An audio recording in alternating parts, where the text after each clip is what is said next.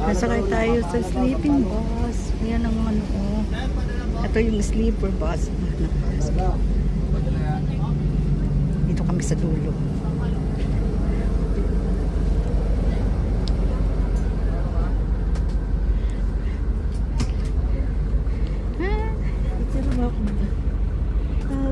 Hindi na pa ganito yung atin.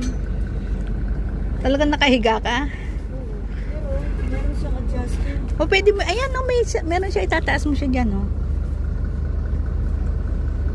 Ilain mo siya. O, yan. O, yan. Okay naman pala yung ano eh, o.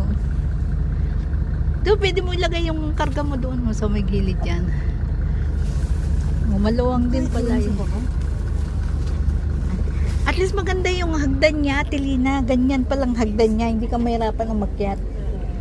Kasi doon sa ano, doon sa train. Hindi, meron siyang ano, meron siyang anong belt. May belt siya. Ayan o, may belt siya. Hindi ka mahuhulog. Ang pagkakaiba nga lang, wala siyang bedsheet. Ay, ito nakatanggal. Wala siyang bedsheet. Ayan o. Tanggal siya na.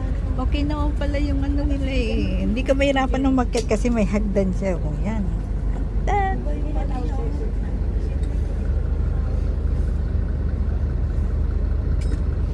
Okay lang siya. Tanggal siya. Si Ate Lina, doon siya sa ano, sa lower. Nasa kusina si Ate Lina. Alis na yung bus namin. Ayan. Yung